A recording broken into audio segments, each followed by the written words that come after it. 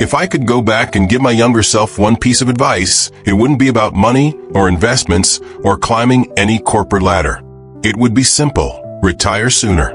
Not just to escape the job, but to reclaim the years I didn't realize I was losing until they were already gone. I know this might sound a bit dramatic. After all, we're told our whole lives to keep working, save more, wait until everything's set. But the truth is, I didn't see what I was sacrificing until I stepped away. And now, looking back, the regrets are clearer than ever. This isn't about money or fancy travel plans or some early retirement fantasy. It's about the moments I missed, the energy I lost, the days I traded away sitting at a desk while life passed me by.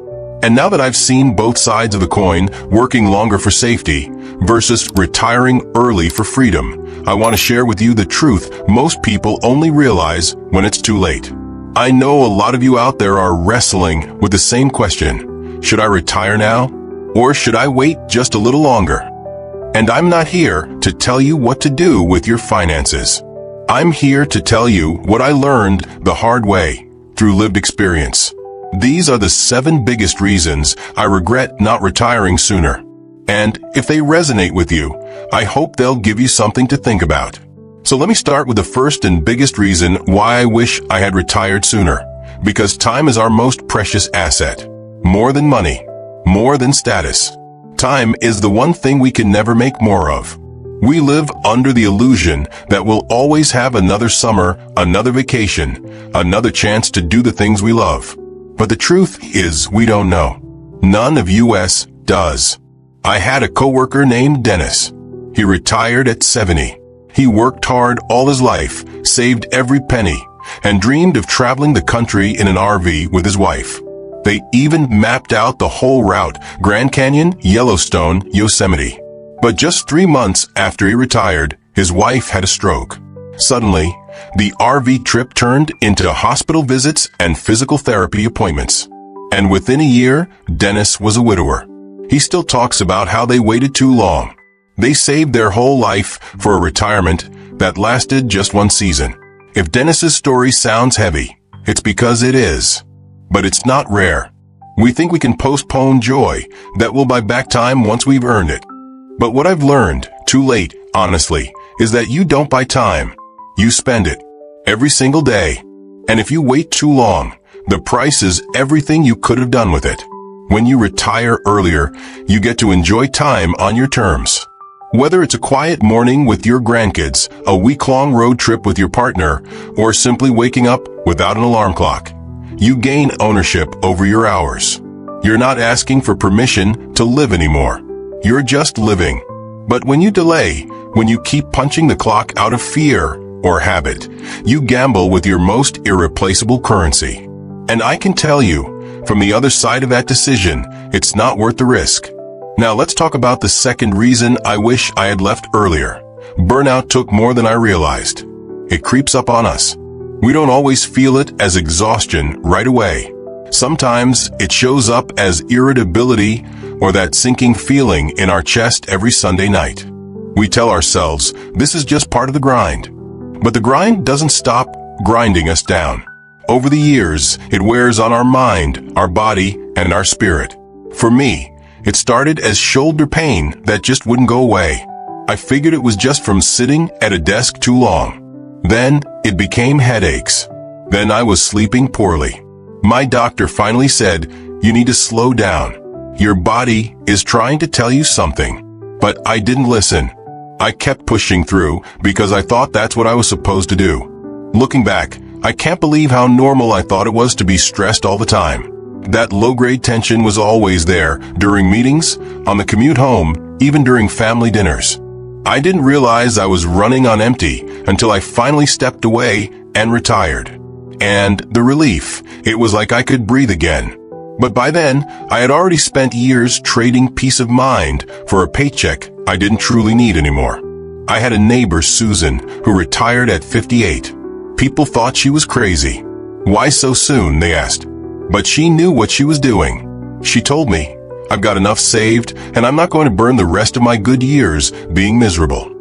Now she teaches painting at the community center, walks every morning, and travels with her sister every spring. She looks 10 years younger than the rest of us. And you know what? I envy her. Not just because she looks happy, but because she had the courage to stop before she broke down. Burnout doesn't always end with a dramatic collapse. Often, it just dulls your days. It makes joy feel like a distant memory. It eats away at your health quietly, raising your blood pressure, tightening your chest, robbing you of sleep. And by the time you finally retire, you might be too tired to enjoy what you've waited for. That's what happened to me. I thought retirement would feel like a vacation. Instead, for the first few months, I just felt numb, like I had forgotten how to be relaxed. My body had been in fight or flight mode for so long, it didn't know how to come down. And I regret not stepping away sooner, before the job took that much out of me. So if you're sitting there right now, working a job that's draining your soul, waiting for a magic number in your retirement account, just pause. Ask yourself, what is this really costing me? Because sometimes, the biggest price you pay isn't financial, it's emotional. It's your energy, your presence, your ability to enjoy the moment while you're still healthy and sharp. So let me continue with something that weighs heavier on me than anything else. I missed out on family and life moments that I'll never get back. When people say, work will always be there, but your family won't, they're not being dramatic, they're telling the truth. I used to brush that off.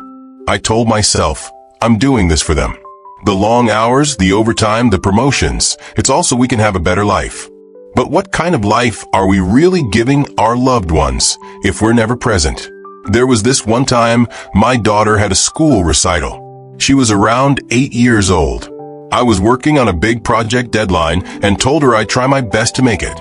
But of course, work ran late. And by the time I got there, the performance was already over.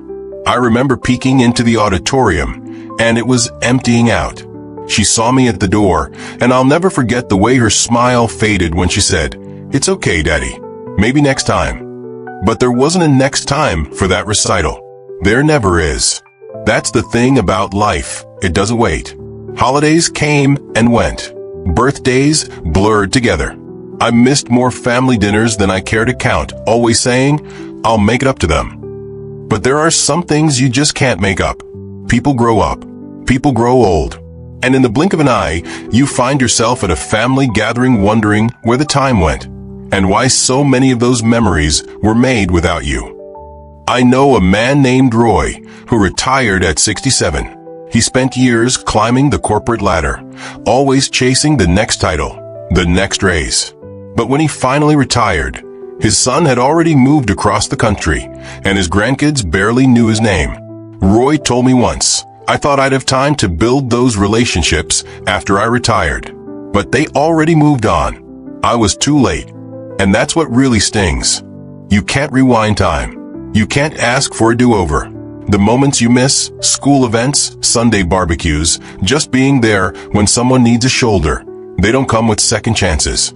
I wish I had retired sooner just to be around. Not to do anything special, just to be present. To say yes to lunch invitations. To answer the phone without saying, I can't talk, I'm in a meeting. Now, let's talk about something that sneaks up on a lot of us, passion. Or more accurately, the things we were once passionate about but put off for someday. We all have those dreams, right? Writing a book, learning to play guitar, starting a garden, volunteering, maybe even something as simple as picking up a paintbrush again. For years, I told myself I'd get back to woodworking. It was something I loved in my 20s. I even had a set of tools gathering dust in the garage. Every time I walked by them, I'd think, when I retire, I'll finally have time for this. But by the time I did, arthritis had already settled in my fingers. Holding a chisel or hammer didn't feel the same anymore. My hands weren't as steady. My energy wasn't as high. And just like that, the dream I had kept alive for decades quietly slipped away. I'm not saying you can't pursue your passions later in life. You absolutely can. But what I'm saying is you'll enjoy them a lot more while your body still moves freely and your mind is still sharp. When you retire earlier, you don't just gain time, you gain quality time. Time where you're not tired all the time. Where your hobbies aren't competing with deadlines and meetings and morning alarms. I know a woman named Carla who left her job at 59. Everyone told her she was nuts. She still had good years to work. But she had always dreamed of opening a small flower shop. Nothing big. Just a little corner store to play with colors, smells, arrangements. Today, that tiny shop brings her more joy than her 30-year career ever did. She doesn't make a ton of money, but she wakes up smiling. And when you talk to her, she lights up. That's the kind of joy we rob ourselves of when we say someday. The truth is, work has a way of crowding everything else out. You start thinking your dreams can wait, your hobbies can wait, your soul can wait. But waiting has a cost. Sometimes it's your health. Sometimes it's your relationships. And sometimes it's your sense of identity. After I retired, I remember sitting on the porch one morning, coffee in hand, and asking myself, what do I actually want to do today? And I realized I didn't even know. I had spent so many years doing what I had to do that I'd forgotten how to simply want something for the joy of it. It took time to relearn that. And I still wonder how different things would feel now if I'd given myself that gift earlier. So if there's something in your heart, some small dream, some buried passion, something you always said you'd return to when life slowed down, ask yourself if waiting longer is really helping. Or is it just pushing it further out of reach? When you retire early, you're not giving up work. You're giving yourself permission to live differently, to create, to explore, to breathe, to reconnect with what makes you feel alive. And the sooner you do that, the more of yourself you'll get back. Now let's talk about something that caught me off guard, and honestly, it's one of the things I regret the most, not noticing how my health declined faster than expected. I thought I was fine. I told myself, sure, I'm getting older, but I've still got time. I believed that I'd retire, and then go enjoy hikes, travel, tennis, biking, the things I used to love doing. But the body has its own schedule, and it doesn't always wait for your retirement plan to kick in. I started noticing it in my early 60s. Nothing big at first, just a little more tired than usual. Knees aching when I climbed stairs, shortness of breath when I walked too fast. I blamed it on a bad night's sleep or getting out of shape from sitting too much. But slowly, it became the new normal. And I thought, once I retire, I'll have more time to get healthy again.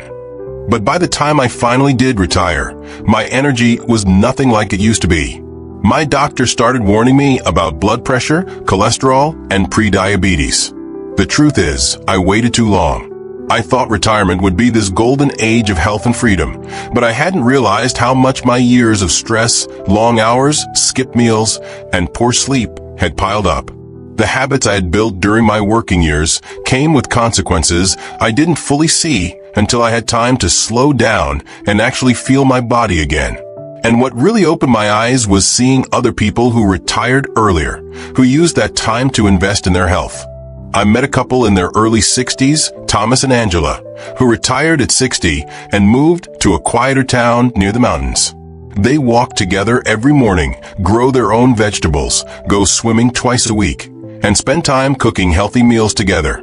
Thomas told me I wanted to retire before my body told me I had to. And looking at them now, compared to how I felt at their age, I see the difference.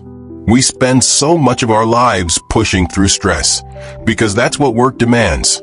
We normalize the grind. But stress, over time, is poison. It affects your heart, your immune system, your sleep, your mind. It's not always loud. It's quiet, chronic, and cumulative. And when you finally stop working, that's when it all hits you. But by then, some damage may already be done. I wish I had used my best years to heal rather than hustle. I wish I had walked away from work while I still had the strength to walk up that hill without stopping halfway. I wish I had more energy now to travel, to try new things, to enjoy life without worrying whether I'll make it through the day, without feeling sore or sluggish. And here's the kicker. I didn't wait because I loved my job. I waited because I was scared. Scared that I didn't have enough. Scared of running out of money. That's the next regret, and maybe the one that kept me trapped the longest: financial fear. I think we all have this little voice inside that whispers, what if I outlive my savings? And that fear kept me working years longer than I needed to. I ran every number, every spreadsheet, checked my retirement accounts weekly, trying to convince myself I was ready. But the truth is, I was ready long before I believed it. The problem is, no matter how much you save, it never feels like enough.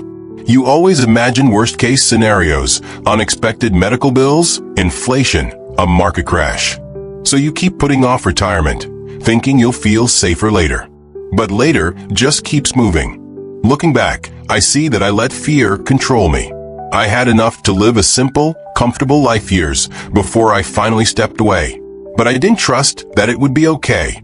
I overestimated how much I needed and underestimated the cost of waiting. Now here's something I think is important to say, especially if you're in your 60s and staring down that decision. Financial fear was overblown. Peace of mind doesn't come from a bigger bank account.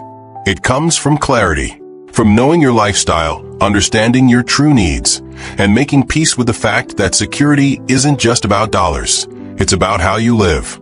I met a man named Jorge who retired at 62. He wasn't wealthy, but he was practical. He sold his large home, downsized to a smaller place in a quiet community, and adjusted his lifestyle. He told me, I realized I didn't need as much as I thought. I just needed freedom, simplicity, and enough. And he's happier than most of the people I know who are still grinding for one more raise or one more year of income. Of course, everyone's financial situation is different. I'm not saying retire recklessly. But I am saying, if you've been diligent, if you've saved, if you've been running the numbers and they add up, don't let fear keep you on a treadmill you no longer need to be on. Because every year you wait out of anxiety is a year of joy you're trading away. I spent too much time second-guessing. I forgot to look at the bigger picture, that the point of saving was to use it, not to hoard it, not to let it sit while life passed me by. We save so we can live, not just survive. And now, when I reflect on those extra years I worked out of caution, I can't help but feel like I traded golden moments for a bit more cushion in my bank account. And honestly, I would give up that cushion in a heartbeat if it meant I could have those years back, when my legs were stronger, my nights were deeper, and my days were open.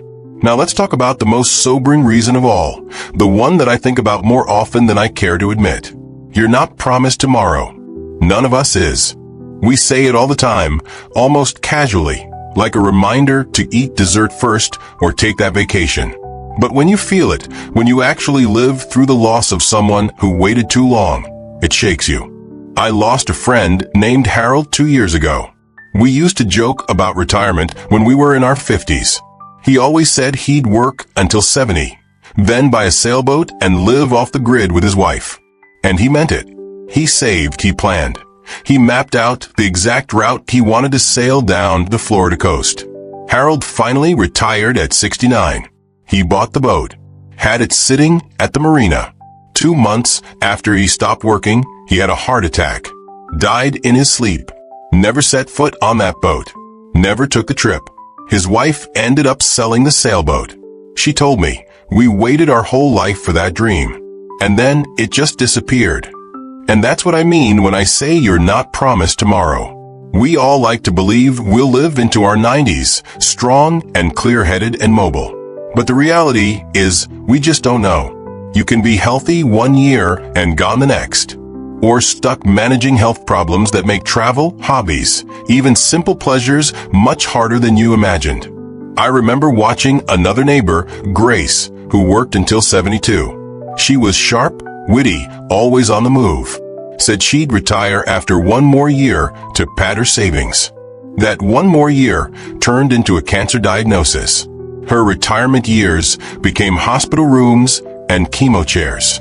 She told me during one of our conversations, I regret waiting. I should have gone to Paris when I could walk 10 blocks without needing to sit down. And it hits you. These aren't rare stories. They're all around us. We all know someone who waited too long and didn't get to enjoy the life they worked for. I don't want to scare you, But I do want you to feel the weight of that truth. Because I wish someone had looked me in the eye and said, you might be wasting your best years thinking you've got more time. We don't always get a countdown clock telling us how much life we have left. Sometimes the best reason to retire is that you can. Not because everything is perfect. Not because you've crossed every financial T or dotted every health I. But because you realize the years ahead aren't guaranteed, and the longer you wait, the more you're gambling with time that could have been rich with laughter, adventure, and peace. People sometimes ask me, if you could go back, when would you retire? And my honest answer is, right when I first started thinking about it. When the thought first crossed my mind that I was tired. That I didn't want to do another winter commute. That I had enough to live modestly. That I craved more meaning than meetings. That should have been my moment. But I pushed through. I told myself to be responsible. To delay gratification. And that's the irony. We spend our youth and middle age putting everything on hold. When I retire, I'll do this. When I retire, I'll go there. When I retire, I'll finally slow down and enjoy life. But the longer you delay that start line, the less road you have ahead. Now, don't get me wrong. Retirement isn't the answer to everything. It won't fix a broken relationship or fill a lonely house. But it gives you space to fix those things. It gives you the time and mental clarity to reach out, reconnect, and rebuild. And more than anything, it gives you ownership of your life again. I know there are people watching this who are saying, easy for you to say, I'm not ready financially. And I get it. I truly do. But I'm not saying retire tomorrow without a plan. What I'm saying is, stop letting fear make the decisions. Start looking at your life through a different lens, not just what you're working for, but what you're giving up by continuing to work. Ask yourself, when was the last time you felt truly relaxed for a full day? When did you last say yes to something spontaneous without having to check a work calendar? When did you last feel free? Because freedom, my friend, isn't just about money.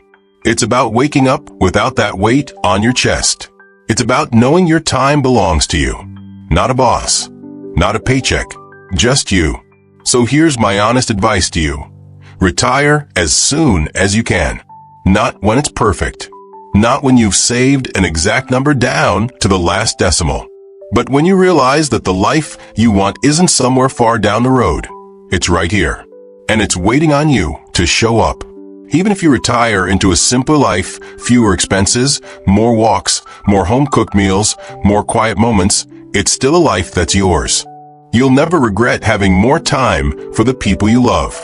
You'll never regret waking up and choosing how to spend your day.